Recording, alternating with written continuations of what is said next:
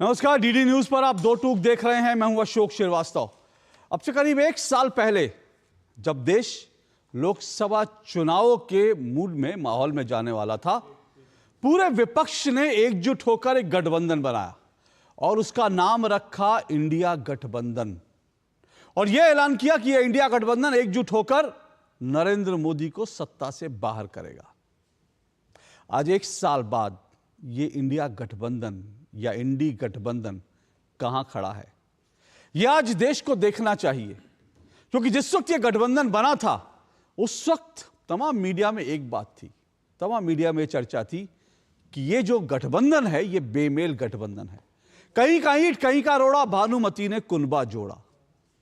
इस तरह के तमाम शब्दों का, इस तरह की तमाम कहावतों का इस गठबंधन के लिए इस्तेमाल किया गया था। हालांकि गठबंधन की असलियत लोकसभा चुनाव में ही सामने आ गई थी, क्योंकि लोकसभा चुनाव में कई राज्यों में, जैसे पश्चिम बंगाल की बात करें, पश्चिम बंगाल में ममता बनर्जी गठबंधन का वैसे हिस्सा रहे राष्ट्रीय स्तर पर, लेकिन उन्होंने कांग्रेस के लिए एक सीट नहीं छोड़ी। कांग्रेस ने भी उनको वहां हराने के लिए काम किया।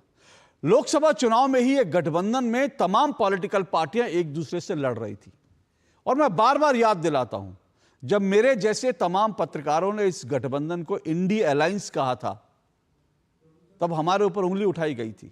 लेकिन तब भी मैंने कहा था और बार बार मैं ये दोहराता हूं, आज जब इस इंडिया गठबंधन, सो कॉल्ड इंडिया गठबंधन, इंडी गठबंधन, ये टूटकर पूरी तरह से बिखर चुका है।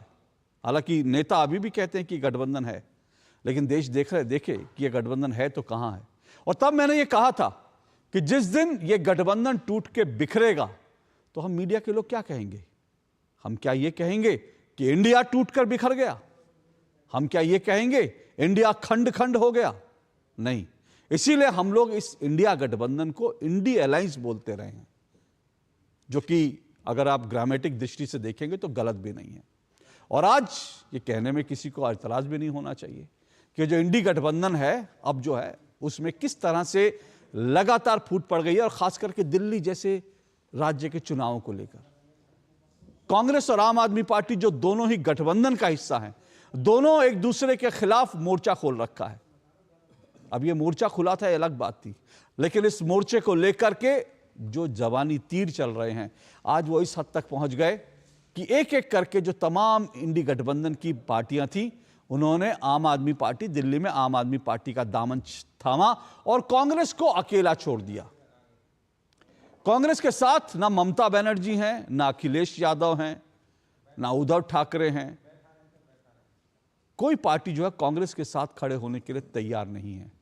अब इसी को लेकर के ये सवाल उठ रहे हैं कि क्या ये जो कुछ इंडी गठबंधन में हो रहा है, ये सीधे सीधे राहुल गांधी के नेतृत्व को चुनौती है? क्योंकि ये नहीं भूलना चाहिए, अब से कुछ महीने पहले ही ममता बनर्जी ने कहा था कि इंडी गठबंधन को अगर चलाना है तो उसे मेरे हवाले कर दो, लेकिन ऐसा हुआ नहीं। पर बड़ा सवाल यह है कि आज तो तमाम नेताओं ने यह कह दिया कि ये जो गठबंधन था, यह सिर्फ और सिर्फ लोकसभा चुनाव के लिए था। तमाम नेताओं ने, इंडी गठबंधन के नेताओं ने, कांग्रेस के नेताओं ने कहा यह गठबंधन सिर्फ लोकसभा चुनाव के लिए था। और उमर अब्दुल्ला, जो जम्मू कश्मीर के मुख्यमंत्री हैं, उन्होंने साफ तौर पर कहा कि अगर यह गठबंधन लोकसभा चुनाव के लिए था, राज्य विधानसभा चुनाव में अगर सहयोग नहीं करना है, तो इस गठबंधन को वाइंड अप कर देना चाहिए, ताला लगा देना चाहिए इस गठबंधन को। अब उसके बाद सवाल ये उठता है कि गठबंधन कहां बचा? अब जब गठबंधन बचा नहीं, तो फिर सवाल ये उठता है कि राजनीतिक पार्टियां जो बेमेल गठबंधन जिन्होंने बनाया था, उनसे क्या आज देश को सवाल नहीं करने चाहिए? इन तमाम चीजों पर आज दो टूक चर्चा होगी, दिल्ली चुनाव के संदर्भ में चर्चा होगी। इससे पहले कि आगे बढ़ें, जरा उन नेताओं के बयान आपको सुनने चाहिए जो एक दूसरे पर जबानी तीर चला रहे हैं। सुनिए जरा।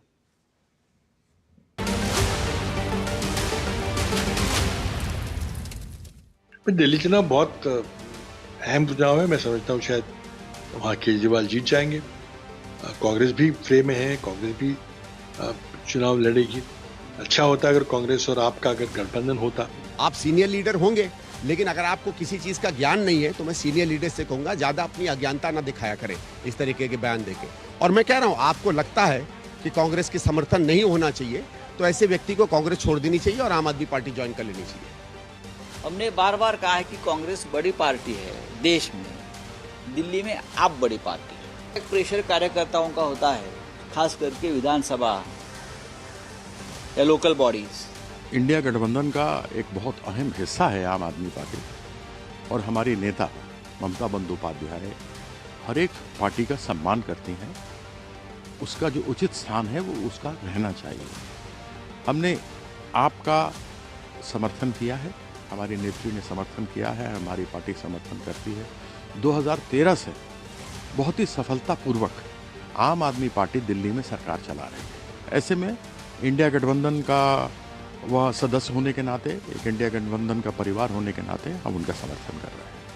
तो पहले से ही तय था इंडिया अलायंस जो है वो लोकसभा के लिए, और बिहार में जहाँ तक बात की जाए हम लोग तो शुरू से साथ थे। हम अभी हम लोगों ने डिसाइड नहीं किया पार्टी ने कि हम लोग वहाँ चुनाव लड़ेंगे कि नहीं लड़ेंगे। ये चुनाव गठबंधन में तो लड़ा नहीं जा रहा, हरियाणा चुनाव बगल में था, गठबंधन में तो लड़ा नहीं गया। तो हमारा गठबंधन पार्लियामेंट में था, या जिन असेंबली अभी महाराष्ट्र में हमारा गठबंधन था। तो ऐसी स्थिति में कौन किसको समर्थन कर रहा है ये महत्वपूर्ण है।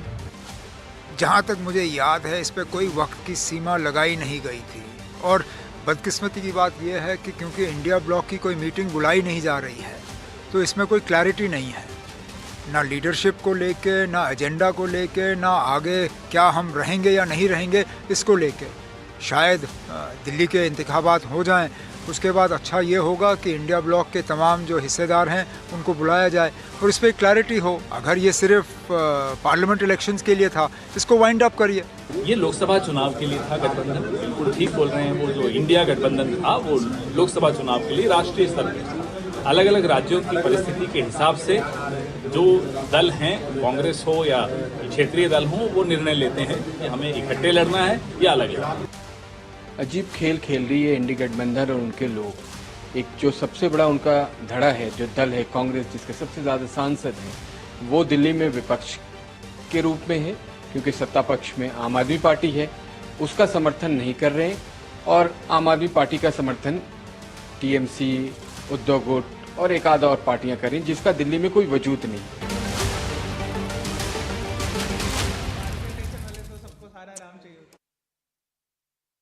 तमाम नेता एक दूसरे के खिलाफ किस तरह की बयानबाजी कर रहे हैं, और सिर्फ बयानबाजी इंडी गठबंधन में नहीं हो रही, बल्कि कांग्रेस के भीतर भी पृथ्वीराज चौहान ने जिस तरह से यह बयान दिया और संदीप दीक्षित ने पृथ्वीराज चौहान के खिलाफ मोर्चा खोल दिया, वो सब भी बड़ा दिलचस्प कहानी है। दो टूक में आज हम इसी पर चर्चा करेंगे। गठबंधन बेमेल, क्या राहुल गांधी का बिगड़ गया खेल, इसी पर चर्चा करेंगे। आज मेरे साथ चार मेहमान जो है आज की डिबेट में जुड़ चुके हैं। आइए चारों मेहमानों का परिचय करवा दूं। आरपी सिंह जी मेरे साथ जुड़ चुके हैं। आरपी सिंह जी बीजेपी के राष्ट्रीय प्रवक्ता हैं, स्टूडियो में मेरे साथ जुड़े हैं। स्टूडियो में मेरे साथ अभिषेक तिवारी जुड़े हैं, आम आदमी पार्टी के प्रवक्ता हैं। निखिल जैन मेरे साथ जुड़े हैं, राजनीतिक विश्लेषक, कांग्रेस पार्टी के समर्थक हैं। और अवधेश कुमार जी जुड़े हैं, वरिष्ठ पत्रकार हैं और साथ साथ स्तंभकार भी हैं। अवधेश जी, आज की डिबेट तो मैं आपसे शुरुआत करता हूँ, क्योंकि मुझे ध्यान है जब ये पूरा गठबंधन बना था तब आप और हम अक्सर ये कहते थे कि ये चलेगा नहीं, चौलवे ना लेकिन तमाम लोग आते थे, बोले नहीं ये बड़ा मजबूत गठबंधन है, फेविकोल का जोड़ है। लेकिन आज तो टूट कर जिस तरह से बिखर गया, उमर अब्दुल्ला कह रहे हैं वाइंड अप कर दो भाई, ऐसे गठबंधन की कोई ज़रूरत नहीं है कि लोकसभा चुनाव में नजर आए, राज्य विधानसभा चुनाव में बिखर जाए। क्या कहेंगे आप, क्यों हुआ ये सब? देखिए, अगर देश में गठबंधनों के इतिहास पर देखिए तो कांग्रेस के विरुद्ध तो गठबंधन जरूर लंबे लंबे समय तक रहा है, बहुत लंबे समय तक रहा है। 60 के दशक के दौर से ही बना, 77 में जीता टूटा, फिर भी बना रहा है। लेकिन भाजपा के विरुद्ध जो घेरेबंदी हुई और जो गठबंधन हुआ, उसकी बड़ी ट्रेजिक हिस्ट्री है। अरे सीपीएम ने अपनी नीति बना ली 1986 के बाद कि केवल भाजपा को बाहर रखने के लिए हमको काम करना है, और इसी नीति में उन्होंने किसी ढंग से भाजपा की सरकार न बनी। 96 में अटल जी की 13 दिन की सरकार बनाई और सीपीएम खत्म हो गई लगभग।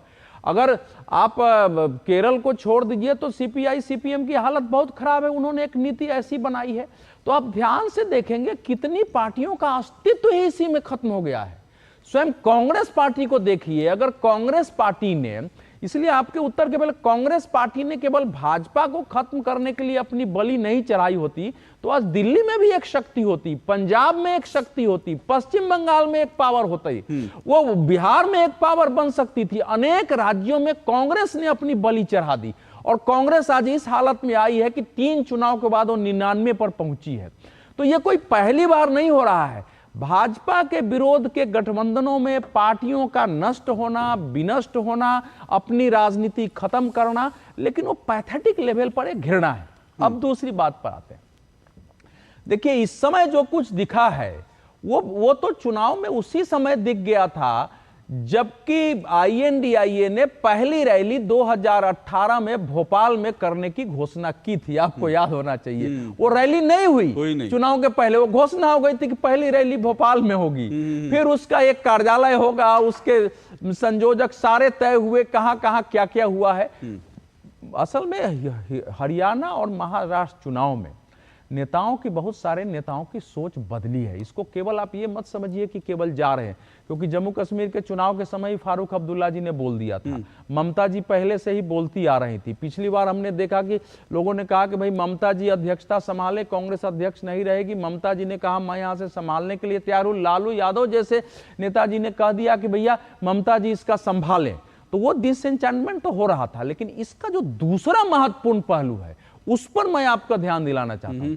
देखिए, केवल इतना ही नहीं हुआ है। महाराष्ट्र में सबसे पहले शरद पवार जी प्रधानमंत्री से मिलने आते हैं। उसके बाद उद्धव ठाकरे देवेंद्र फडणवीस के पक्ष में आर्टिकल लिखते हैं। फिर सुप्रिया सुले आती हैं, कहती है ये काम तो बस केवल देवेंद्र भाई करते दिख रहे हैं। फिर संजय राउत वही भाषा बोलते हैं। और आज भी आप देख लीजिए तो आज भी शरद पवार जी की मीटिंग में चाहे हुआ कि भाई RSS के लोगों ने इतनी मेहनत की है और इसके कारण परिणाम आया। दूसरी ओर अरविंद केजरीवाल जी 18 महीने से इमामों को वेतन नहीं दे रहे हैं, आंदोलन चल रहा है। उन्होंने पुजारियों को और ग्रंथियों को वेतन देने की घोषणा की है। RSS के सारे पार्टियां खिलाफ करती है। उन्होंने सम्मानजनक ढंग से मोहन भागवत जी को 2-2 बार पत्र लिखे हैं कि आप बताइए बीजेपी की आलोचना की है कि क्या यह आपको सही लगता है, भाजपा ऐसी चलना चाहिए। यानी उन्होंने एक संकेत दिया है कि RSS जो है वो नैतिक दृष्टि से सूचितापूर्ण पॉलिटिक्स चाहती है। तो ये INDA गठबंधनों के विरुद्ध। पवन खेड़ा ने जो कह दिया कि ये तो छोटा संघी है। नहीं, इसका दूसरा अर्थ यह है कि सारी पार्टियों के सामने, जैसे महाराष्ट्र के नेताओं के सामने स्पष्ट है कि बीजेपी की पॉलिसी वही है। देवेंद्र फडणवीस ने एक हिंदुत्व नेता की जो उनकी इस बार छवि बनी है कि वोट जिहाद के विरुद्ध, वोट का धर्म युद्ध, वो सबको पता है। इसके बात करें, यहां अरविंद जी खुलेआम हिंदुत्व की बात कर रहे हैं, उसके बावजूद ये लोग समर्थन दे रहे हैं। तो इसका एक ऐसा पहलू है कि क्या आने वाले समय में बाकी लोगों को यह लग गया है कि कांग्रेस पार्टी जिस समय इतना मुस्लिम परस्ती कर रही है अल्पसंख्यक के नाम पर, देश और विदेश के जो डीप स्टेट इनके साथ हैं वो हमारे लिए असुविधाजनक है। और उसमें हमारे लिए मुस्लिम, सामान्य मुस्लिम तो छोड़िए, मुस्लिम फंडामेंटलिज्म के खिलाफ कदम उठाने में कठिनाई हो रही है। हम बोल नहीं पा रहे हैं, तो इससे पिंड छुड़ाओ।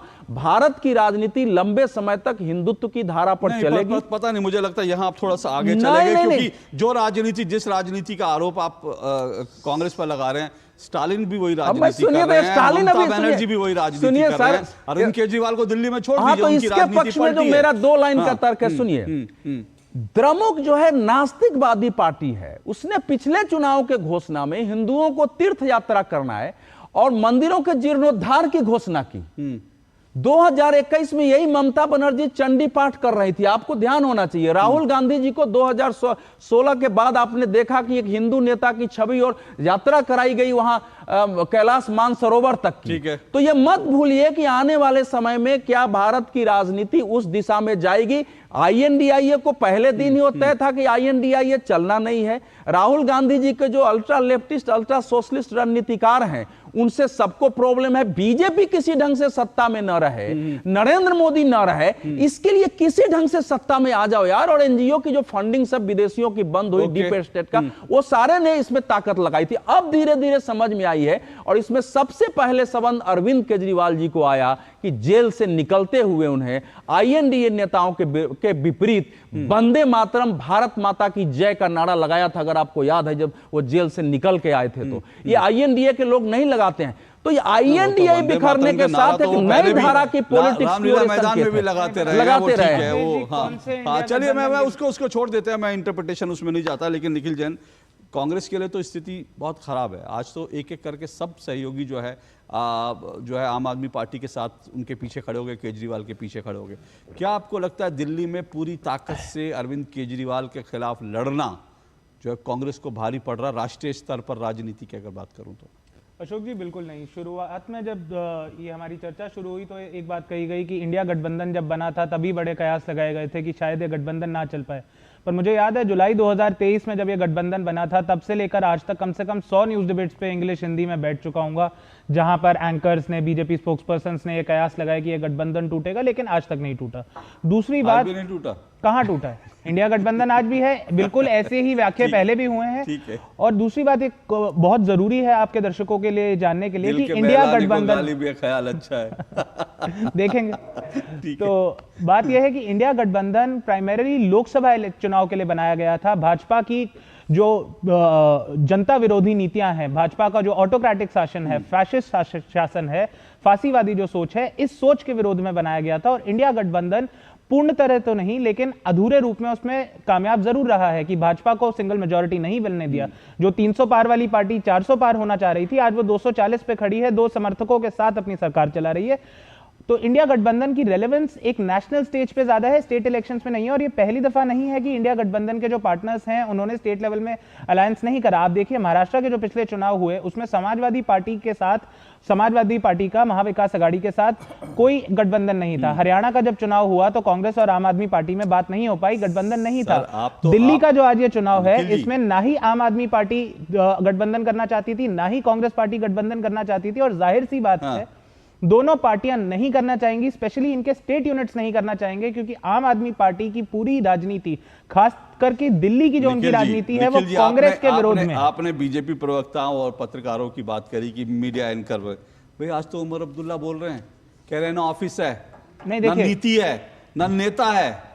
वो कह रहे हैं कि भैया और अगर सिर्फ लोकसभा चुनाव के लिए था वो तो हो गया ना, वाइंड अप करो, हम लोग अपना अपना काम करें। लोकसभा कह रहे हैं हम लोग हमें अपना, ये तो उमर अब्दुल्ला कह रहे हैं ना। नहीं, उमर अब्दुल्ला का वो अपना एक पर्सनल विश्वास हो सकता है। और मैं हमेशा से कहता आया हूं कि इंडिया गठबंधन एक गठबंधन है, ये एक पॉलिटिकल पार्टी नहीं है, इसमें मतभेद जरूर रहेंगे। और रही बात मतभेद, और देशद्रोही कह दो अरविंद केजरीवाल को, इतने मतभेद। मैं अशोक जी मैं इसकी रेलेवेंस बता देता हूं इंडिया गठबंधन की आज की तारीख में क्या है। लोकसभा चुनाव के बाद सुनिए, मतभेद होते हैं और पॉलिटिकल पार्टियां अलग अलग है, मतभेद होंगे, लेकिन ये मतभेद कि सीधा सीधा बोल दो केजरीवाल फर्जीवाल है, सीधा सीधा ये बोल दो कि केजरीवाल देशद्रोही है, ये इसको आप मतभेद कहते हैं? नहीं अशोक जी, आप ये बताइए कि जो व्यक्ति आज से 10 साल पहले, 12 साल पहले रामलीला मैदान में खड़ा होकर कहता था कि कोई भी नेता एक दिन भी जेल में चले जाए उसे अपनी कुर्सी त्याग देनी चाहिए, उसे राजनीति छोड़ देनी चाहिए, पर्सनली अगर मेरे से पूछे, मेरा ये मानना नहीं है। मेरा ये मानना है कि अगर किसी नेता को अदालत ने कन्विक्ट करा है, गुनहगार पाया है, तो उस नेता को कुर्सी से हटा देना चाहिए। हटते भी हैं, वो तो कानूनी प्रक्रिया है।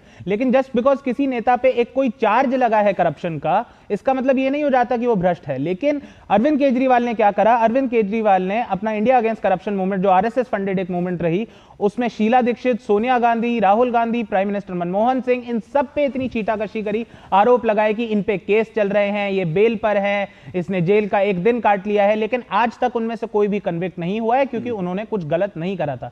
और अब अरविंद केजरीवाल को अपनी ही बातों पे मुंह खानी पड़ रही है, जब 3 महीने जेल वो काट के आए हैं और उसके बाद भी मुख्यमंत्री कुर्सी पे बने रहे। बाद में ठीक है, अपने राजनीतिक फायदे के लिए उन्होंने छोड़ दी कुर्सी, लेकिन 3 महीने वो जेल काट के आए। अगर मैं ये नहीं कह रहा कि वो भ्रष्ट है या नहीं है, वो अदालत का काम है कहना। लेकिन इतना देश की जनता को जो दोगलापन है, जो हिपोक्रेसी है अरविंद केजरीवाल की राजनीति में, वो साफ साफ दिख रही है कि मैं बड़ा बंगला नहीं लूंगा, मैं बड़ी गाड़ी नहीं लूंगा, मैं सिक्योरिटी नहीं लूंगा, मैं लाल बत्ती नहीं लूंगा, लेकिन अब मैं 45 करोड़ के बंगले में रहता हूं, मेरे पास 4 लाख रुपए का टॉयलेट है, मेरे काफिले में 12 गाड़ियां हैं, मेरी गाड़ी पे लाल बत्ती नहीं है लेकिन बाकी 11 गाड़ियों पे लाल बत्ती है। वो सारे के सारे संकेत नहीं, ये INDIA के सैद्धांतिक रूप से एक होने पर ये बात कर रहे हैं। सैद्धांतिक रूप से एक आज भी इंडिया अलायंस है, क्योंकि आज भी चाहे वो अरविंद केजरीवाल हो या कांग्रेस पार्टी हो, भाजपा की फांसीवादी विचारधारा के विरोध में खड़े हैं। और मैं एक बात कह रहा था कि क्यों इंडिया गठबंधन की रेलेवेंस है, फांसीवादी विचारधारा का मुकाबला करना तो वो कांग्रेस पार्टी कर रही है। और गठबंधन देवेंद्र फडणवीस की प्रशंसा में कर रहे हैं, उन्होंने इस बार स्पष्ट स्टैंड लिया, खुल के वो गाने गाए हिंदू एक, और आप वहां के आपके प्रमुख नेता उनकी प्रशंसा कर रहे हैं, और आप कह रहे हो कि फासिस्टवादी शक्तियां हैं। यही कांग्रेस की भाषा है जिससे इस देश के INDIA के समझदार नेताओं को समस्या है। जब वो सावरकर जी पर बोलते थे तो शरद पवार, उद्धव ठाकरे दोनों को सामने आना पड़ा कि ये नहीं चलेगा। वो लोग मान रहे हैं कि जिस प्रकार की भाषा हुई है उसमें चलो मुसलमान हमको वोट दे, लेकिन उसको हिंदुओं को लग रहा है कि नहीं ये सारी पार्टियां मुस्लिम परस्त हो गई हैं। ये भाव गहरा हुआ है इस समय। और कांग्रेस के जो भी समर्थक आते हैं अभी भी वही भाषा बोल रहे हैं, फासिस्टवादी शक्ति है। जो डीप स्टेट की भाषा इस देश में है, जो बाहर से अंदर से इस देश को तोड़ने के लिए काम कर रही है, वो भाषा यहां संचालित हो रही है। अखिलेश जी, जब हिंदुओं के मकान बिना कानूनी प्रक्रिया के गिराए जाएंगे, हिंदुओं के, मुसलमानों के, सिखों के, जो ये बुलडोजर राज की राजनीति करी गई, तो क्या ये फासीवाद नहीं है? इसका हिंदू मुसलमान से कुछ लेना देना नहीं है। भाजपा की एक मुसलमान विरोधी विचारधारा है, इस पे तो कोई किसी को दो राय नहीं हो सकती, लेकिन साथ साथ एक फांसीवादी विचारधारा भी नहीं हो सकती। नहीं, ठीक है, उस पर वो छोड़ दीजिए, वो तो उनकी लाइन है, उस लाइन पर कांग्रेस की लाइन है, तो वो कांग्रेस की लाइन को बढ़ाएंगे। लेकिन अभिषेक जी, भाई हिपोक्रेट हैं अरविंद केजरीवाल, कांग्रेस एक हिपोक्रेट नेता के साथ कैसे खड़ी रह सकती है? कांग्रेस तो हिपोक्रेसी नहीं करती। अशोक जी, आपके सभी दर्शकों को मेरा नमस्कार। देखिए, अरविंद केजरीवाल जी का शुरुआती दिनों से हमेशा से देश की जनता, 140 करोड़ लोग, हिंदुस्तान को हमेशा प्राथमिकता दिए हैं। जब ये इंडिया गठबंधन बना जुलाई 2023 में, अरविंद केजरीवाल जी ने मैं बार बार कहता हूं कि अरविंद केजरीवाल आम आदमी पार्टी का कोई भी व्यक्तिगत महत्वाकांक्षी नहीं है। हमारे लिए देश इंपॉर्टेंट, हमारे लिए देश के लोग इंपॉर्टेंट हैं। हमने अपनी विचारधाराओं को, अपने व्यक्तिगत चीज़ों को किनारे रखते हुए देश के फायदे में, जो तानाशाही देश में चल रही थी, जो पूरे देश में जो किसानों का हालत थी, महिलाओं की हालत थी, युवाओं की हालत थी, बेरोजगारी की इस कदर था, महंगाई इस कदर थी, उसके लिए हम लोग इकट्ठे हुए। जब ये राष्ट्रीय स्तर का गठबंधन था, इंडिया गठबंधन राष्ट्रीय स्तर का गठबंधन था, लोकसभा के अंदर आपको देखने को मिला।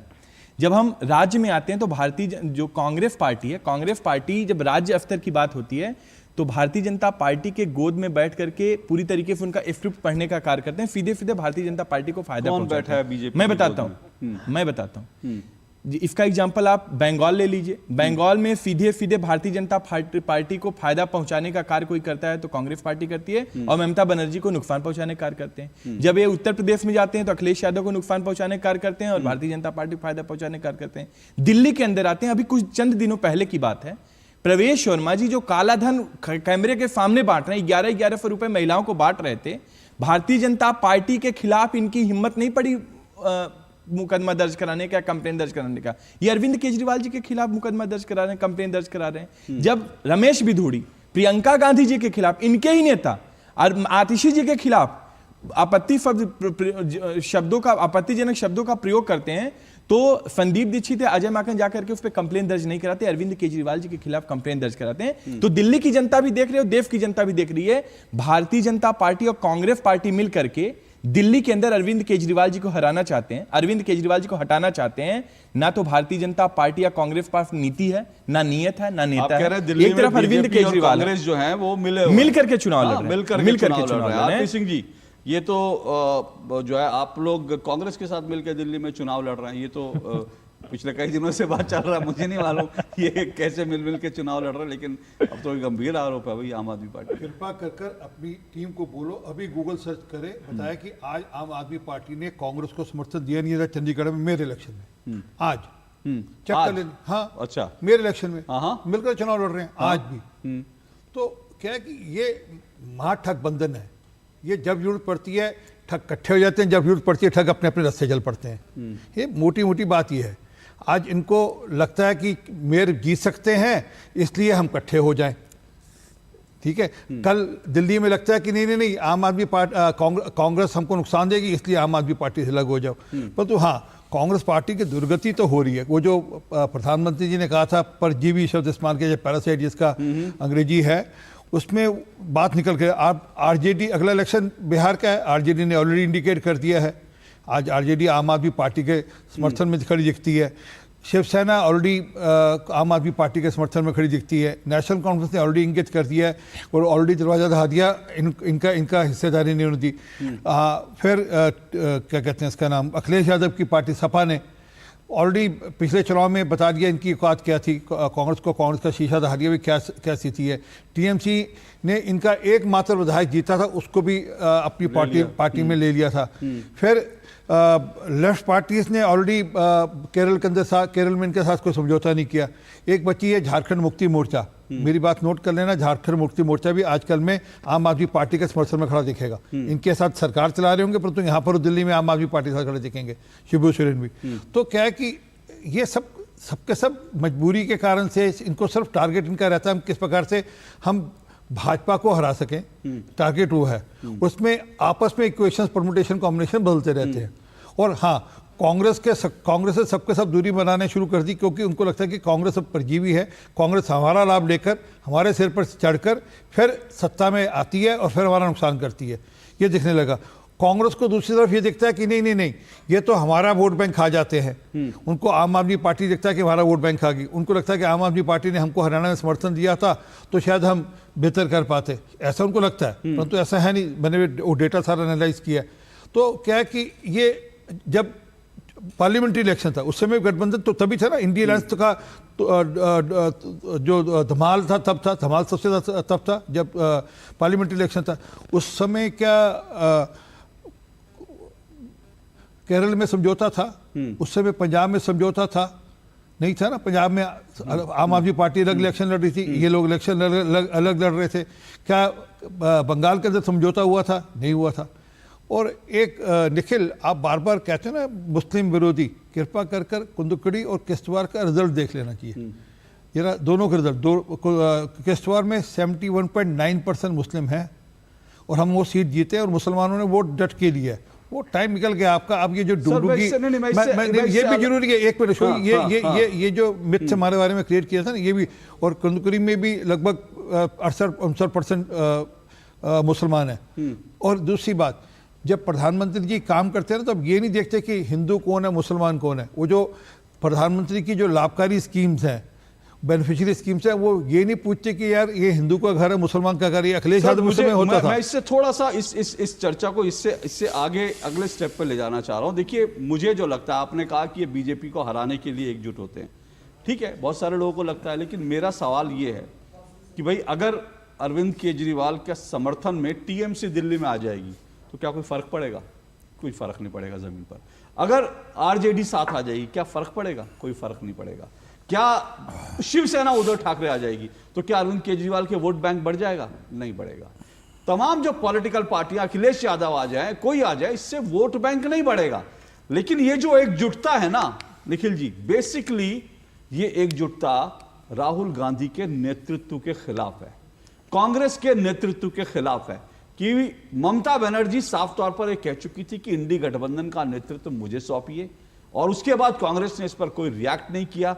जब ममता बनर्जी ने मांगा कि नेतृत्व मुझे सौंपिए तो आरजेडी, अरविंद केजरीवाल, सब लोग जो है ममता बनर्जी के साथ थे एक तरह से, लेकिन कांग्रेस ने इस पर कुछ नहीं बोला और नेतृत्व जो है सौंपने के लिए नहीं तैयार हुए। अब ये जो अलायंस हो रहा है, ये बेसिकली राहुल गांधी के नेतृत्व के खिलाफ हो रहा है, क्योंकि सबको लगता है 89 चुनाव राहुल गांधी हार चुके हैं, उनके नेतृत्व में कोई गठबंधन बन नहीं सकता, कोई गठबंधन चल नहीं सकता। असली कहानी ये है। निखिल जी। अशोक जी, सबसे इंपॉर्टेंट बात तो यह है, इंडिया गठबंधन में शुरुआत से सारी पार्टियों को बराबर माना गया है। कांग्रेस पार्टी को बड़ा भाई, छोटा भाई, ऐसा कुछ नहीं माना गया। इंडिया गठबंधन का कोई प्रेसिडेंट, कोई चेयरमैन, कोई कन्वीनर नहीं है। तो जब ममता बनर्जी ये कहती हैं कि मुझे इंडिया गठबंधन का नेतृत्व चाहिए, पता नहीं वो कौन सा नेतृत्व मांग रही हैं, क्योंकि ना तो राहुल गांधी, ना सोनिया गांधी और ना ही मल्लिकार्जुन खड़गे इंडिया गठबंधन के नेता हैं। वो एक में से, अनेक में से एक हैं। नहीं, ऐसा कोई गठबंधन आप समन्वय नहीं बनाओगे, कोऑर्डिनेशन के लिए कुछ नहीं करोगे तो गठबंधन चलेगा कैसे? समन्वय बिल्कुल चल सकता है ऐसा अशोक जी। फर्क यह है क्योंकि हमें भाजपा की राजनीति की इतनी आदत पड़ गई है कि हमें लगता है कि एक गठबंधन में भी एक हेड होना चाहिए, एक मालिक, एक बॉस, एक डिक्टेटर होना चाहिए जिसकी सारी बातें सुने। इंडिया से बाहर आपको ऐसे बहुत एग्जांपल्स मैं गिना सकता हूं। इंडिया में हमें वो एग्जांपल्स देखने को नहीं मिलते, क्योंकि एक बड़ी one person sort of politics हो गई है कि एक ही आदमी के पास सारी ताकत है। और ये सिर्फ भाजपा की दिक्कत नहीं है, ऑफकोर्स भाजपा में ज्यादा है, लेकिन राज्य स्तर पर भी हम देख सकते हैं कि एक कोई अगर गठबंधन है तो केवल उसी नेता की चल रही है, बाकियों की नहीं चलती। आप ये देखिए ना, बिहार में चलने की नहीं है, किसी नेता के डोमिनेंस की बात नहीं है। एक कोऑर्डिनेशन नीतीश कुमार ने क्यों छोड़ा था? नीतीश कुमार इंतजार करते रहे क्योंकि भाई कोई कन्वीनर होगा, कुछ होगा, नहीं आपने किया, उन्होंने साथ छोड़ दिया, उसका परिणाम आज भी आप लोग भुगत रहे हैं। बिल्कुल। तो फिर सवाल ये नहीं है कि किसी नेता को आप नेतृत्व सौंप देंगे तो वो तानाशाह हो जाएगा। सवाल ये कोऑर्डिनेशन के लिए कुछ तो आप सोचिए ना। अब जो उमर अब्दुल्ला ने सवाल उठाए, कितनी बैठक हुई है इंडी गठबंधन की, किस मुद्दे पर? कोई कॉमन मिनिमम प्रोग्राम है? क्या कोई बैठक हुई है? क्या लोकसभा चुनाव के बाद सबने डिसाइड किया कि बैठकर भी आगे राजनीति कैसे करनी है? क्या कोई कोऑर्डिनेशन होता है? ऐसे कैसे कोई गठबंधन चल सकता है? मैं कोऑर्डिनेशन का एग्जांपल दे देता हूं अशोक जी। और मैं पहले अपना जो एक पॉइंट कहना चाह रहा था कि इंडिया गठबंधन का आज की तारीख में जो रेलेवेंस है वो ये है कि जब लोकसभा में मुद्दे उठाए जाते हैं, राज्यसभा में संसद के सत्रों में जब मुद्दे उठाए जाते हैं, तो इंडिया गठबंधन उन मुद्दों में साथ में सरकार को एक साथ घेरे। मैं उसी पे आ रहा हूं, मैं एग्जैक्टली उसी पे आ रहा हूं अशोक जी।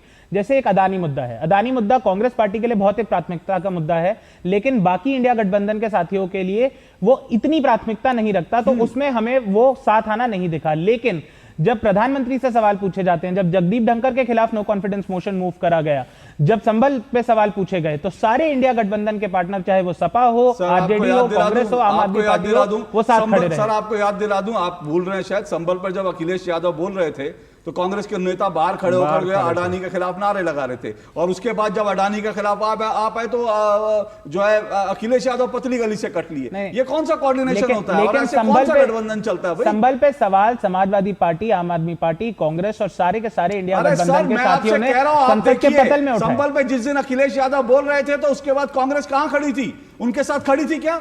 खड़ी थी अखिलेश यादव। आप सोचते हैं कि आपके साथ तमाम पार्टियां हैं, लेकिन जब वो पार्टी और अखिलेश यादव ने और समाजवादी पार्टी ने कहा कि हमारे लिए संबल इंपॉर्टेंट है, हमारे लिए कोई मुद्दा इंपॉर्टेंट नहीं है, उनके लिए संबल की ज्यादा प्राथमिकता है। नहीं बिल्कुल नहीं। तो आप कहां गए? अशोक जी, कांग्रेस पार्टी ने संबल का मुद्दा संसद के पतल पे उठाया, उनके लिए वो प्राथमिकता नहीं थी। सर जब आपके राहुल गांधी गए तब उस पर शिवपाल यादव ने क्या कहा था कि नाटक करने गए हैं? नहीं वो नाटक करने गए हैं जब राहुल गांधी गए थे, और जब अखिलेश यादव मुद्दा उठा रहे थे तो आप लोग नहीं थे। देखिए इस बात को, एक मेरी बात सुनिए आप, ठीक है आप कांग्रेस का पक्ष रख रहे हैं, आप नहीं मानेंगे कि भाई राहुल गांधी के नेतृत्व का संकट है, लेकिन इस बात को समझना पड़ेगा। अवधेश जी, क्या कोई गठबंधन जो है बिना नेतृत्व के, आधा मिनट दीजिएगा तो बोलिए। एक पॉइंट आरपी सिंह साहब ने कहा कि वो रुक जाइए, मुझे लगता है उस बिंदु में जाएंगे तो फिर मैं आज जो है इंडी गठबंधन पे थोड़ा सा चर्चा हो जाए, क्योंकि हम लोग ये सब। मैं अपने आम आदमी पार्टी के साथी की बात पे एक रिप्लाई कर सकता हूं? अब मैं आपको मौका देता हूं, एक जो आपने मैं बिल्कुल अवधेश जी की बात की आपको लूंगा, फिर मैं अभिषेक जी को लूंगा। लेकिन अवधेश जी जो बात ये कह रहे हैं, क्या आपको लगता है कोई गठबंधन, निखिल जी कह रहे हैं दुनिया में बहुत सारी जगह पर ऐसे गठबंधन चलते हैं, बहुत सारी जगह चलते होंगे, मुझे नहीं पता ऐसे कौन से गठबंधन चलते हैं जहां बैठक नहीं होती, कोई ऑफिस नहीं होता, कोई जो है नेता नहीं होता, सब हवा में चल रहे हैं, अपने अपनी डफली अपना कैसे गठबंधन? नहीं, विश्व गठबंधनों पर भी हम लोगों ने खूब काम किया है भारत के संदर्भों में, चाहे स्विट्जरलैंड हो, जर्मनी हो, फ्रांस हो, ब्रिटेन तक में गठबंधन की सरकारें बनी, और उस पर हमने चर्चा, उस पर जाएंगे नहीं। मैं वसीम बरेलवी के एक शेर से शुरू करता हूँ। उन्होंने लिखा है कांग्रेस के और निखिल भाई के लिए, यहाँ जो रक्षा उन पर बड़ा बढ़िया जाएगा है, क्या दुख है बता भी नहीं सकता, आंसू की तरह आंख तक आ भी नहीं सकता, तू छोड़ रहा है तो खता इसमें तेरी क्या, तू छोड़ रहा है तो खता इसमें तेरी क्या, हर शख्स मेरा साथ निभा भी नहीं सकता, प्यासे रह जाते हैं जमाने के सवालात, किसके लिए जिंदा हूं बता नहीं सकता। तो देखिए ये जो राहुल गांधी जी का, मैं तो पूछ रहा हूँ, पता नहीं देश विदेश से आए हैं कि नहीं आए हैं। इस समय मनमोहन सिंह जी के पर कांग्रेस ने इतनी मांग की और राहुल गांधी जी का आता पता नहीं इस समय है कि नहीं। तो एब्सेंटी लीडर की बात से, तो ऐसे भी एब्सेंटी लीडर से नेतृत्व चलता नहीं है, जानबूझ के आप लेते हैं। देखिए संभल या ऐसे मुद्दों पर INDIE के अंदर ये प्रतिस्पर्धा थी कि कांग्रेस नहीं चाहती थी कि मुसलमानों के मुद्दे पर समाजवादी पार्टी आगे बढ़ती दिखे, बिल्कुल, और कांग्रेस का था कि इसमें राहुल गांधी आगे दिखे। उनके रणनीतिकारों ने बताया था कि ऐसे मुद्दे अपने हाथ में आप रखेंगे, आपके साथ लोग दिखेंगे, तभी हमारा वोट बैंक मजबूत होगा, तभी इंटरनेशनल लेवल पर हम नरेंद्र मोदी को बदनाम करके उसको कमजोर कर पाएंगे। तो वो तो एक नीति के तहत लड़ाई हो रही थी। अडानी मुद्दे पर आप देखिए ना, आज करें, मैं 2022 और एक और 2 टिप्पणी करूंगा। 2022 में शरद पवार जी ने कांग्रेस के बारे में एक अत्यंत ही रोचक टिप्पणी की थी। कहा था कि कांग्रेस उस पुराने राजा की तरह है जिसका पूरा राजपाट खत्म हो जाता है, वो एक घर तक सीमित हो जाता है, लेकिन बाहर निकल के लोगों को बताता है कि ये जमीन हमारी थी, हमारी चौहद्दी यहां से यहां तक थी, ये राज सब हमारे अंदर था। ये हालत कांग्रेस की है। आप अगर याद करिए तो शरद पवार जी, इस पर हम लोगों ने आर्टिकल्स भी लिखे थे। और जब उस समय गठबंधन बनाने की बात थी, हुआ था कि शरद पवार जी बने, तो शरद जी ने कहा था कि मैं इस गठबंधन का नेतृत्व नहीं करूंगा। आप याद करिए, वो उसी समय से चल रहा है। तो इस समय जो INDIA है, नीतीश कुमार ही नहीं, जो एनसीपी के लोग थे, वो आके क्या बोले मीटिंग से, इसमें तो किसी का कोई लेना देना नहीं है, कोई किसी का नेता नहीं है, कोई विचार है नहीं, देश को आगे बढ़ाने की बात है नहीं, केवल नरेंद्र मोदी विरोध करो, तो ये गठबंधन कैसे चल सकता है? तो INDIA देखिए, INDIA एक बगैर आइडियोलॉजी के, बगैर आपसी मतलब बैठ करके, बगैर आपसी विश्वास के, बगैर नैतिकता के, वो ऐसा गठबंधन बना था जिसका एक स्वर होता था नरेंद्र मोदी हटाओ। और मैं फिर आपको याद दिला रहा हूं, लालू यादव जी को लालू यादव जी की सरकार ने आडवाणी जी को अरेस्ट किया। अब बाद में देखिए बीपी सिंह की सरकार गिरी सो गिरी, जनता दल के टुकड़े हुए, उत्तर प्रदेश में समाजवादी पार्टी बन गई, बिहार में जनता दल 2 भागों में विभक्त हो गई, फिर देश में विभक्त होकर कर्नाटक की जनता दल अलग हो गई है।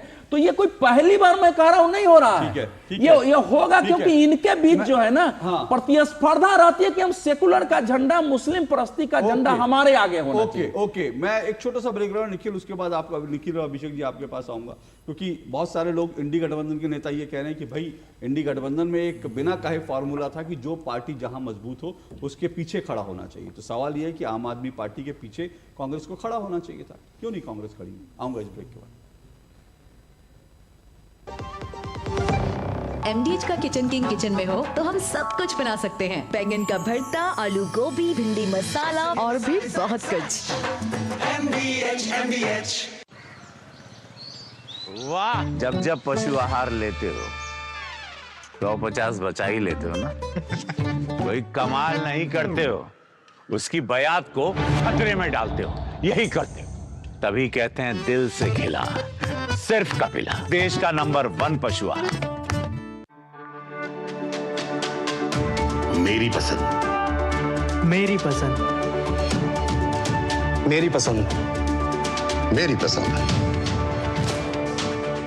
हमारी पसंद, हम सबकी पसंद। मजबूत देश का मजबूत सरिया हो गया स्टील। रिटायरमेंट प्लानिंग के लिए तेरा SIP के बारे में क्या ख्याल है?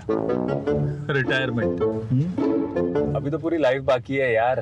पर तुझे नहीं लगता अगर रिटायरमेंट के बारे में अभी से नहीं सोचे तो आगे जाके प्रॉब्लम होगी? पर रिटायरमेंट के बारे में सोचना क्यों है इतना जरूरी? जब तक आप रिटायर हो जाएंगे महंगाई काफी ज्यादा बढ़ जाएगी और आपकी इनकम वो तो रुक ही जाएगी। इसीलिए आज ही म्यूचुअल फंड्स में SIP शुरू कीजिए और हर महीने थोड़ा थोड़ा करके धन इकट्ठा कीजिए एक कंफर्टेबल रिटायर्ड लाइफ जीने के लिए। अधिक जानकारी के लिए अपने वित्तीय सलाहकार से परामर्श करें। LIC म्यूचुअल फंड द्वारा निवेशक शिक्षा की एक पहल। म्यूचुअल फंड निवेश बाजार जोखिम के अधीन है। योजना से संबंधित सभी दस्तावेजों को ध्यान से पढ़ें। एक ऐसा तबका जो रिटायरमेंट के बारे में आज भी बिल्कुल नहीं सोचता, वो है औरतें। औरतें कमा के भी वल्नरेबल हैं। सो NPS एक इक्वालिटी ला रहा है, हम सब एक बराबर प्लेटफॉर्म पे हैं। अपने बेहतर कल को सुनिश्चित करने के लिए NPS जरूरी है। गोल्डी मसाले के 100 ग्राम के स्पेशल पैक्स में फ्रेशनेस लॉक है। ऐसे गोल्डी मसाले जहां जाएं रिश्ते बनाएं। चलिए, दो टूक आप देख रहे हैं, दो टूक में हम चर्चा कर रहे हैं गठबंधन बेमेल, राहुल का बिगड़ गया क्या खेल, इसी पर चर्चा करें, क्योंकि जिस तरह से इंडी गठबंधन को लेकर आज तमाम नेताओं के बयान आए और उमर अब्दुल्ला ने तो यहां तक भी कह दिया कि इसको वाइंड अप कर देना चाहिए। अगर ये सिर्फ लोकसभा चुनाव के लिए था तो क्या मतलब है इस तरह से विधानसभा चुनाव में एक दूसरे के खिलाफ मोर्चा खोल के खड़े रहते हैं। इसी सब पर चर्चा कर रहे हैं। 4 मेहमान मेरे साथ जुड़े हुए हैं। मेरे साथ RP सिंह जी बीजेपी से जुड़े हुए हैं, अभिषेक तिवारी आम आदमी पार्टी से, निखिल जैन कांग्रेस समर्थक राजनीतिक विश्लेषक हैं, अवधेश कुमार जी वरिष्ठ पत्रकार हैं। निखिल जैन जी, मैं फिर वही पूछ रहा हूँ जो मैंने ब्रेक पे जाने से पहले कहा था, भाई ये एक अघोषित फॉर्मूला था कि जिस राज्य में जो पार्टी मजबूत होगी उसके पीछे बाकी लोग खड़े रहेंगे। अब आप जो है 4% वोट आए थे कांग्रेस के पिछले विधानसभा चुनाव में, 4% अंडा मिला था, 0 एक सीट नहीं मिली थी। तो कांग्रेस की जिम्मेदारी थी अगर बीजेपी को हराना है तो आम आदमी पार्टी का साथ दीजिए। अशोक जी, अगर यही जिम्मेदारी कांग्रेस की आज दिल्ली में मानी जा रही है तो हरियाणा में आम आदमी पार्टी को ये जिम्मेदारी क्यों नहीं याद आई? उससे पहले इंडिया गठबंधन खैर तब तक बना नहीं था, लेकिन तब भी ऑपोजिशन यूनिटी की एक बात थी। 2022 में गुजरात के चुनाव में आम आदमी पार्टी को ये बात क्यों नहीं आई याद? उससे पहले उत्तराखंड में क्यों नहीं याद आई? मेरे आम आदमी पार्टी के साथी ने थोड़ा टाइम पहले एक बात बोली थी कि कांग्रेस इस चुनाव में आम आदमी पार्टी के खिलाफ लड़के भाजपा को फायदा पहुंचा रही है। अगर इनका ये मानना है कि एक राजनीतिक दल का चुनाव लड़ना भाजपा को फायदा पहुंचाने जैसा है, तो उत्तराखंड में, गुजरात में, गोवा में, हिमाचल प्रदेश में, हरियाणा में, ये सारे वो राज्य हैं गुजरात को छोड़ के जहां पर आम आदमी पार्टी का कोई अस्तित्व नहीं था। आपके दर्शकों को एक चीज याद दिला दूं कि उत्तराखंड में इन्होंने जो चुनाव लड़ा उसमें इनको जितना वोट मार्जिन आया, अगर ना लड़ा होता कांग्रेस पार्टी ने सरकार बना ली होती, लेकिन सरकार बनी भाजपा की। उसके बाद उत्तराखंड का आम आदमी पार्टी का यूनिट डिसबैंड हो गया। इनका जो उत्तराखंड का प्रेसिडेंट था वो जाके बीजेपी में शरीक हो गया। तो आम आदमी पार्टी के ये दावे करने की कांग्रेस और बीजेपी मिली हुई है या कांग्रेस बीजेपी की गोदी में बैठी हुई है, ये मुझे बोलने की जरूरत नहीं है कि ये बात हंसने लायक है, आपके सारे दर्शक भी जानते होंगे। उसके बाद अवधेश जी ने एक चीज कही कि राहुल गांधी एक एब्सेंटी लीडर है। सर, प्रधानमंत्री नरेंद्र मोदी देश के प्रधानमंत्री हैं, संसद में उनकी सबसे बड़ी रिस्पॉन्सिबिलिटी है ना। Westminster system, prime minister is first accountable to the parliament, but संसद में, लोकसभा में प्रधानमंत्री कितनी दफा जाते हैं? जो भी सत्र हो वो 1 या 2 दफा जाते हैं, बाकी अपना पर्यटन करते हैं, घूमते हैं, फोटो शूट कराते हैं। देखिए, अगर वो किसी इंटरनेशनल कमिटमेंट्स के लिए जा रहे हैं, मेरा कभी सवाल नहीं होगा। नेशनल सिक्योरिटी कमिटमेंट्स के लिए जा रहे हैं, कभी सवाल नहीं होगा। लेकिन अगर हमारे प्रधानमंत्री चुनाव प्रचार के लिए जा रहे हैं या अपने भाजपा के फंक्शंस को लिए जा रहे हैं, लोकसभा का सत्र छोड़ के, तो एब्सेंटी लीडर कौन है ये मुझे कहने की जरूरत नहीं है। विश्राम करने गए हैं राहुल गांधी, ये तो मैं नहीं कह रहा, ये तो कांग्रेस के नेता कह रहे हैं राहुल गांधी विश्राम करने गए, कोई कह रहा न्यू ईयर की पार्टी मनाने गए। तो ये सब चीजें खैर मेरा जो मर्जी कह सकती है। और एक छोटी सी एक और बात कह दूं, रमेश बिदूड़ी जी की बात करी गई कि आम आदमी पार्टी के साथी ने कहा कि कांग्रेस ने, देखिए, रमेश बिदूड़ी का कोई विरोध नहीं करा। ये शायद भूल रहे हैं, 2 दिन पहले ही ये सारे टीवी चैनल्स पे एक वीडियो चल रही थी, दिल्ली युवा कांग्रेस के जो कार्यकर्ता थे। केस तो अरविंद केजरीवाल के खिलाफ करने को आपको मिलता है। पर रमेश बिदूड़ी के बंगले के बाहर जाके गेट पे महिला विरोधी पोत दिया। दिल्ली युवा कांग्रेस के अध्यक्ष ने, अक्षय लाकड़ा ने महिला विरोधी पोत दिया। अरे केस किसके खिलाफ किया? सर, केस तो दिल्ली पुलिस में किसी के खिलाफ करो, कंप्लेन तो दे दो। नहीं, बीजेपी के खिलाफ कंप्लेन करने से क्या होगा वो आपको भी पता है, आप जानते हैं, आप भी कंप्लेन करते रहते हैं बीजेपी के खिलाफ। केजरीवाल के खिलाफ कंप्लेन नहीं, मोर्चा कांग्रेस पार्टी ने रमेश बिदूड़ी और भाजपा के खिलाफ इतना ही खोला है। अभिषेक जी, सवाल है कि मैं निखिल जी की बहुत कम बातों से एग्री करता हूं, लेकिन ये जो इन्होंने कहा उत्तराखंड के संदर्भ में, बात तो सही है। उत्तराखंड में आम आदमी आपने हरवाया ना इनको, गुजरात में आपने हरवाया। कौन भूल सकता है गुजरात में अरविंद केजरीवाल टीवी चैनलों पे बैठ करके लिख के देते थे कि मैं लिख के दे रहा हूं कांग्रेस को 5 सीटें आएगी, और कांग्रेस को लपेट दिया, समेट दिया। गुजरात में आपने हरवाया, ममता ने गोवा, त्रिपुरा, असम में हरवाया, ठीक है।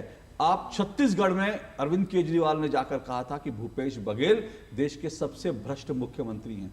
तो जब आप कांग्रेस को इस तरह से ट्रीट करेंगे तो फिर आप क्या उम्मीद करेंगे कि कांग्रेस आपके लिए जो पलक पावड़े बिछाए, गुलाब के फूलों की बरसात करे यहाँ पर? अशोक जी, आम आदमी पार्टी बड़ी छोटी पार्टी है और नई नवेली पार्टी है। 2012 में हमारी पार्टी बनी और 2012 में पहली बार चुनाव दिल्ली के अंदर लड़े और कांग्रेस पार्टी को हरा करके हम दिल्ली के अंदर हमारा मुख्यमंत्री बना। जब हम आज 10 सालों के अंदर हम सबसे युवा राष्ट्रीय पार्टी हैं, 2 राज्यों में हमारी सरकार है। गुजरात में हमारा स्टेट राज्य स्तर का हमारा दर्जा है, गोवा में हमारा राज्य स्तर का दर्जा है। गुजरात के अंदर लगभग 15 लाख वोट आए, गोवा में अंदर हमारे 2 से ज़्यादा एमएलए हैं। तो कांग्रेस पार्टी आज दिल्ली के अंदर सभी लोग देख रहे हैं, कांग्रेस पार्टी ना 3 में है ना 13 में, ना एक एमपी है, ना एक एमएलए है, ना एक पार्षद है। भारतीय जनता पार्टी के दफ्तर में जो स्क्रिप्ट तैयार हो रहा है वही जो वो पार्षद भी कभी कांग्रेस को, भारतीय जनता पार्टी को समर्थन करते हैं, कभी हमारे साथ आ जाते हैं। अच्छा। पार्षद में कोई लगाम नहीं है इनका। तो अशोक जी, इनके खुद के पार्षदों की क्या हालत है बता दीजिए इस बार। अशोक जी, इस बार इनके खुद के पार्षद कहाँ गए थे बता दीजिए एक बार। अशोक जी नहीं, पिछली बार भारतीय जनता पार्टी के पार्षद हमें वोट दिए थे, अरविंद केजरीवाल की नीतियों से प्रभावित होकर वोट दिए थे, क्योंकि छुपा नहीं। मैं एक बार कंप्लीट कर लूँ, फिर काउंटर ले लूंगा। मैं एक बार कंप्लीट कर लेने दीजिए। देखिए, जो भी इंडिया गठबंधन के अंदर हैं, चाहे वो समाजवादी पार्टी हो, चाहे वो आरजेडी हो, चाहे वो जेएमएम हो, चाहे वो ममता बनर्जी जी हो, सबको पता है कि दिल्ली के अंदर नरेंद्र मोदी जी का हाथ कोई मजबूत कर रहा है, भारतीय जनता पार्टी कोई हाथ मजबूत कर रहा है तो कांग्रेस पार्टी है। ये किसी छुपा नहीं। संदीप दीक्षित क्या मजाल हो, एक कंप्लेन तक करा दें भारतीय जनता पार्टी के खिलाफ। अजय माकन जी, जो अरविंद केजरीवाल जी को देशद्रोही करते हैं, एक कंप्लेन तक नहीं दर्ज कराए, एक स्टेटमेंट तक नहीं दिए, एक खेद व्यक्त और एक वक्तव्य तक नहीं दिए। तो इससे क्या जाहिर होता है? भारतीय जनता पार्टी और कांग्रेस मिलकर के चुनाव लड़े और दिल्ली की जनता पूछ रही है अशोक जी, चुनाव की तारीखों का ऐलान तो हो गया, दुल्हा कौन है? बारात तो फंस गई है, दुल्हा कौन है? ये मैं लेकर आई, ये पोस्टर पूरे दिल्ली में लगे हैं इस टाइप के कि भैया दुल्हा कौन है। एक तरफ अरविंद केजरीवाल जी हैं जो दिल्ली की जनता से गठबंधन करके दिल्ली की जनता के लिए चुनाव लड़ रहे हैं, दिल्ली के जनता के मुद्दों के चुनाव लड़ रहे हैं, और भारतीय जनता पार्टी एक ना कोई विजन है, ना कोई नीति है, ना कोई नेता है। ओके, आपके पोस्टर से ना मुझे याद आया, और जब संदीप दीक्षित की बात चल रही है तो मुझे याद आया, संदीप दीक्षित पूरा चुनाव बड़ा इमोशनल पिच पे लड़ रहे हैं, और क्यों नहीं लड़ेंगे? उनकी मां के साथ जो आप लोगों ने किया, शीला दीक्षित के आज भी मेरी आंखों के सामने वो पोस्टर आते हैं, दिल्ली के एक एक ऑटो पे, दिल्ली के एक एक कोने पर आपने शीला दीक्षित की तस्वीर और उसके नीचे लिखा था कि देश की सबसे भ्रष्टतम मुख्यमंत्री। अरविंद केजरीवाल जाते थे प्रेस कॉन्फ्रेंस में, कागज लेके जाते थे कि शीला दीक्षित के खिलाफ ये मेरे पास सबूत हैं और देखिए चुनाव होगा तो जेल में। तो संदीप दीक्षित, तो मैं ये मानता हूं कि वो इमोशनल अपनी मां का बदला लेने के लिए कर रहे हैं, और किसी भी बेटे को इस बात का अधिकार है। आप उनकी मां का, आपने कोई नेता किसी का राजनीतिक करियर खत्म कर देता है, वो ठीक है, लेकिन शीला दीक्षित जैसी नेता का राजनीतिक करियर उनके ऊपर देश का सबसे भ्रष्ट मुख्यमंत्री कहकर आपने खत्म कर दिया। अशोक जी, क्या उसको लेकर संदीप दीक्षित भूल जाए? अशोक जी, राजनीतिक पार्टी कांग्रेस पार्टी है। अरविंद केजरीवाल या आम आदमी पार्टी या मेरे जैसे व्यक्ति राजनीति के अंदर अपना करियर बनाने नहीं आए, हम राजनीति करने नहीं, हम दिल्ली की जनता और देश की जनता के मुद्दों की राजनीति करने हैं। हंस रहे हैं आप ये देख समझिए, दिल्ली के अंदर अरविंद केजरीवाल जी ने जो शिक्षा क्रांति किया, जो फास्ट क्रांति किया, किसी छुपा नहीं है।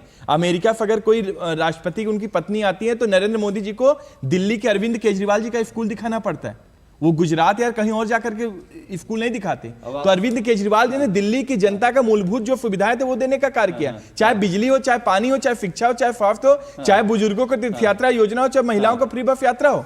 अरविंद केजरीवाल मुद्दों की राजनीति करते हैं। 5 सालों में हमने ये कार्य किया, अगले 5 सालों में हम पुजारियों को 18,000 रुपए प्रतिमाह देंगे, महिलाओं को 2100 रुपए देंगे, बुजुर्गों को फ्री इलाज कराएंगे। आप एक बता दीजिए, आप मुझे बता दीजिए अशोक जी, आप मुझे बता दीजिए कि अगले 5 सालों में क्या कार्य करेंगे, बता दें। सुनिए ना, सवाल तो ये भी बहुत सारे लोग तो ये, और ये सवाल पूछना बड़ा लाजमी है, लेकिन आज मैं इस पे जरूर मैं चर्चा करूंगा। अभी तो चुनाव चलेगा कि 5 साल में, 10 साल में दिल्ली को क्या विजन दिया है, लोग ये सवाल भी पूछ रहे हैं। बिल्कुल कि और मेरी डिबेट में पहले बहुत अच्छा बिंदु आया था कि मदन लाल खुराना ने, शीला दीक्षित ने दिल्ली को मेट्रो दी, ठीक है ना, और दिल्ली को फ्लाईओवर दिए। दिल्ली में अगर मेट्रो ना होती, फ्लाईओवर ना होती तो दिल्ली का आज क्या हाल होता। लेकिन 10 साल में अरविंद केजरीवाल ने क्या, लेकिन ये आज का विषय नहीं है। मैं इसका 30 सेकंड में जवाब दे दूंगा। सुनिए ना, इस पर मैं पहले भी बात कर चुका, फिर जरूर बात करेंगे। अभी तो 1 महीना पड़ा पूरा, चुनाव में हमें चर्चा करनी है।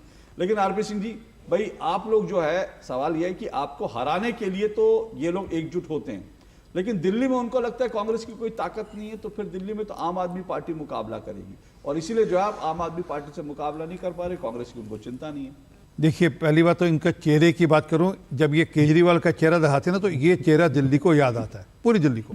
एक के साथ एक फ्री, हर स्कूल, हर कॉलेज, हर मंदिर के बाहर एक शराब का ठेका।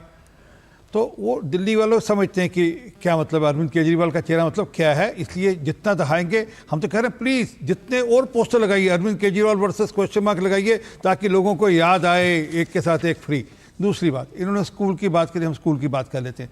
दिल्ली के अंदर हर साल 9वीं और 11वीं क्लास के अंदर 1.5 लाख बच्चा ड्रॉप आउट होता है पिछले 3 साल का। मैं अभी RTI का जवाब आपको भेज रहा हूँ, आप चलवा दीजिएगा। क्यों ड्रॉप आउट होता है? कोई इनको 10वीं और 12वीं का रिजल्ट इंप्रूव करना था, इसलिए वो 1.5 लाख बच्चे का भविष्य अंधकार में चला जाता है। दिल्ली के अंदर कोई एक सड़क बता दीजिए जिस पर खड्डा ना हो, एक सड़क। अच्छा, पीने के पानी की स्थिति देखिए, पीने का पानी ऐसा है जैसे जहर आता है दिल्ली के अंदर। ये मैं नहीं कह रहा, केजरीवाल साहब 3-4 चैनल के ऊपर कह चुके कि मैं पीने का पानी स्वच्छ नहीं दे पाया, फेल हो गया, ये केजरीवाल साहब खुद कह चुके। फिर हवा दिल्ली के अंदर प्रदूषित है, आज जाइए दिल्ली के अंदर हवा लेने की, हवा आप सांस नहीं ले सकते, इतनी दिक्कत है दिल्ली के अंदर। दिल्ली के अंदर, एक मिनट सर, मैं टोका नहीं, अच्छी बात नहीं। दिल्ली के अंदर जो आज मोहल्ला क्लिनिक के नाम पर इन्होंने फ्रॉड किया, उसमें 65 या नकली टेस्ट के पकड़े गए और उसमें केस चल रहा है इनके खिलाफ। और यही नहीं, वहां पर 3 बच्चों को दवाई दी जिस कारण से बच्चों की मृत्यु हो गई, वो दवाई गलत देने का। मैं 1 सेकंड और दे दीजिए।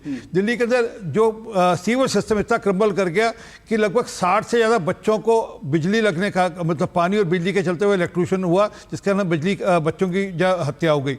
3 बच्चे तो IAS एस्पिरेंट से, सबको जानकारी है। ओल्ड इंडिया नगर के अंदर वहाँ पर क्या स्थिति रही सबको जानकारी है। और 3 बच्चों की हत्या को, मृत्यु को, क्या को, अब तक हमारे को समझ नहीं लग रही बात। परंतु जो मूल बात है, क्या दिल्ली को ऐसा मुख्यमंत्री चाहिए जो अपनी विलासिता के लिए दिल्ली के टैक्स पेयर के पैसे का 33 करोड़ रुपए खर्च कर अपना विलास गृह बनाएगा? क्या ऐसा मुख्यमंत्री चाहिए? अशोक जी, एक मिनट, ये मैं एक पेपर लेकर आया, इस पे चर्चा कर लीजिए। सर है क्या ना, सब चुनावी मोड में हैं और चुनावी मोड में तो सबके अपने अपने मुद्दे हैं, मैं आपको वो भी मौका दूंगा। लेकिन देखिए, मैं फिर कह रहा हूँ, एक मूल सवाल जो है उससे हम अभी भी उसको हमने एड्रेस नहीं किया। इसीलिए अवधेश जी, मैं उस मूल सवाल पर आज जो बयान आया, क्योंकि मैं फिर कह रहा हूं ये कोई साधारण घटना नहीं है, और मैं बार बार याद दिलाता हूं, एक बार फिर याद दिला दूं, ये पूरा जो इंडी गठबंधन बना था, गठबंधन बनने के बाद इस गठबंधन ने सिर्फ एक फैसला सामूहिक रूप से किया था, सिर्फ एक फैसला, और वो मेरे जैसे 14 पत्रकारों को प्रतिबंधित करने का। इसके अलावा कोई एक फैसला जो है इंडी गठबंधन ने सामूहिक रूप से जब मिल बैठ के नहीं, सिर्फ एक चीज पर एक मत थे कि इन 14 पत्रकारों को बैन कर दो। तो ये अभिव्यक्ति की आजादी है बहरहाल। लेकिन मैं ये कह रहा हूं, आज जो कुछ पृथ्वीराज चौहान ने कहा, मैं फिर कह रहा हूं, राहुल गांधी के नेतृत्व को चुनौती है। कुछ लोग ये कह रहे हैं कि कांग्रेस के अंदर G23 फिर से खड़ा हो गया है। पृथ्वीराज चौहान का हमारे पास बयान है और उसको संदीप दीक्षित का बयान है, और मेरे हाथ में 2 जो हैं ट्वीट हैं, और ये 2 ट्वीट जो हैं ये दीपेंद्र हुड्डा के हैं, विवेक तनखा के हैं। और दीपेंद्र हुड्डा, विवेक तनखा ने आचार्य प्रमोद कृष्णम को 5 तारीख को जन्मदिन की शुभकामनाएं दी हैं। और ये वो आचार्य प्रमोद कृष्णम है जो कहते हैं कि राहुल गांधी सबसे निकम्मे नेता हैं, उनको कांग्रेस छोड़ देना चाहिए, वो कांग्रेस को रसातल में पहुंचा रहे हैं। और कांग्रेस में आज कोई प्रमोद कृष्णम से हाथ लगाने को तैयार नहीं होता, लेकिन कांग्रेस के 2 बड़े नेता प्रमोद कृष्णम को, उनको टैग करके, उनको जो है हैशटैग लगा करके उनको जन्मदिन की बधाई देते हैं। क्या ये कांग्रेस के अंदर G23 फिर से राहुल के नेतृत्व को चुनौती दे रहा है? देखिए, G23 कभी खत्म ही नहीं हुआ। ये जो हम सोचते हैं ना G23 खत्म हो गया है, तो ये हम लोगों के क्या होता है कि तात्कालिक रूप से आप हिमाचल का चुनाव जीत गए, तो क्या बोला उन्होंने, जो G20 के मुख्य नेता थे, भले वो आज पार्टी से अलग है, उन्होंने क्या कहा था कि भाई ये विषय नहीं है, 1-2 चुनाव जीत सकते हैं। राहुल गांधी ने कांग्रेस के अंदर जो भी डायलॉग के मंच थे पहले उसको खत्म कर दिया। जो उनके पीए हैं, प्यून है और गार्ड हैं, वो नीति बना के वो टाइम देने लगे, वो हमको कहने लगे कि आपको ऐसे करना पड़ेगा।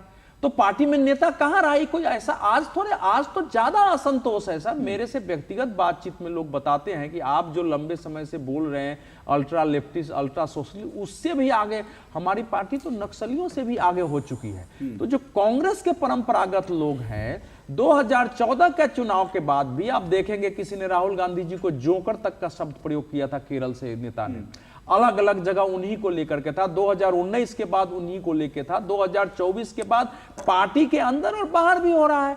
अब आप सोचिए, पृथ्वीराज चौहान जिसको सोनिया जी ने चीफ मिनिस्टर बनाया है, जो परिवार के इतने मतलब परिवार के डिसिप्लिन्ड आदमी माने जाते हैं, उनका बयान अगर यह है तो कितना असंतोष, और यह स्वाभाविक है क्योंकि राहुल गांधी जी के कारण ही तो सोनिया जी ने अभी तक प्रियंका वाड्रा को नहीं लाया। जब लोग गए कहने कि भाई पार्टी जो है वो जरा सामूहिक नेतृत्व में चले, तो सोनिया गांधी जी ने कहा कि नहीं भैया, नेता तो राहुल गांधी ही होंगे। तो वो चीजें चल रही हैं। और अब क्या है, नहीं अब जब साथी दलों ने इस पर आपत्ति शुरू कर दी है, जब राहुल गांधी के कारण क्षेत्रीय दलों का भाजपा के विरुद्ध एकत्रीकरण या वो संकेत दिया जा रहा है, तो इसके बाद तो और ताकत होना है। और कांग्रेस के अंदर मैं मान रहा हूं कि कांग्रेस के अंदर आने वाले समय में कर्नाटक में एक विद्रोह आपको थोड़े समय बाद दिखाई देने वाला है। एक छोटा सा ब्रेक ले रहा हूं, मैं आ रहा हूं लेकिन रिस्पॉन्ड करने के लिए सबके पास आऊंगा एक बार, छोटे छोटे संजाव के लिए ब्रेक के बाद। ये 10 बजे तक है। खाने में कोई स्वाद नहीं है। अरे किफायती लाल, सस्ते वाले दाल मसाले, स्वाद हुआ बेकार, एकदम बकवास। इधर कीमती लाल को देखो, खाना बना कमाल। MDH की हल्दी मिर्ची धनिया करे कमाल। ये रंग दे, ये खुशबू दे, ये तीखा, ये कम पड़े, समझे किफायती लाल। क्या निराला MDH मसाला। ग्रामीण भारत के दिल में विकसित भारत के सपने पलते हैं, जहां देसी उत्पाद विदेश तक पहुंचे, जो खेत से बाजार तक पहुंचे, जो महिलाओं को सशक्त बनाए, जो जनजातीय कलाओं को यादगार खजानों में बदले। पूर्वोत्तर भारत के काम की चमक 7 समंदर पार भी दमके। ग्रामीण भारत महोत्सव 2025 से जुड़िए 4 से 9 जनवरी, भारत मंडपम, नई दिल्ली। रिटायरमेंट प्लानिंग के लिए तेरा एसआईपी के बारे में क्या ख्याल है? रिटायरमेंट अभी तो पूरी लाइफ बाकी है यार। पर तुझे नहीं लगता अगर रिटायरमेंट के बारे में अभी से नहीं सोचे तो आगे जाके प्रॉब्लम होगी? पर रिटायरमेंट के बारे में सोचना क्यों है इतना जरूरी? जब तक आप रिटायर हो जाएंगे महंगाई काफी ज्यादा बढ़ जाएगी और आपकी इनकम वो तो रुक ही जाएगी। इसीलिए आज ही म्यूचुअल फंड्स में एसआईपी शुरू कीजिए और हर महीने थोड़ा थोड़ा करके धन इकट्ठा कीजिए एक कंफर्टेबल रिटायर्ड लाइफ जीने के लिए। अधिक जानकारी के लिए अपने वित्तीय सलाहकार से परामर्श करें। LIC म्यूचुअल फंड द्वारा निवेशक शिक्षा की एक पहल। म्यूचुअल फंड निवेश बाजार जोखिम के अधीन है। योजना से संबंधित सभी दस्तावेजों को ध्यान से पढ़ें। जब धरती चीर कर निकलता है लोहे का पत्थर और मिलता है मोंगिया के जोश से, फिर तपता है, पिघलता है और बनता है फौलाद। अब होता है सरिया सारी खूबियों के साथ। मोंगिया स्टील, मजबूत देश का मजबूत सरिया। गोल्डी मसाले के 100 ग्राम के स्पेशल पैक्स में फ्रेशनेस, लॉक ऐसे। गोल्डी मसाले, जहां जाएं रिश्ते बनाएं। चलिए, 2 टूक आप देख रहे हैं। जल्दी से आखिरी कमेंट के लिए निखिल जैन, आप राहुल पर जरूर टिप्पणी करना चाहेंगे, लेकिन मेरे पास समय कम है। जल्दी से मैं जानना चाह रहा हूं कि क्या ये विधानसभा चुनाव, इसके बाद आम आदमी पार्टी और वो दोनों इंडी गठबंधन का हिस्सा है, लोकसभा चुनाव अगला फिर मिलकर लड़ेंगे? देखिए, लोकसभा चुनाव 2029 तो बहुत दूर की बात है। अभी विधानसभा दिल्ली के चुनाव आने वाले हैं, उन पे हम बात करते हैं। मैं तो अभी भी कह रहा हूं कि राष्ट्रीय स्तर पे इंडिया गठबंधन बिल्कुल उतना ही कायम है जितना आज से पिछले 1.5 साल से रहा है।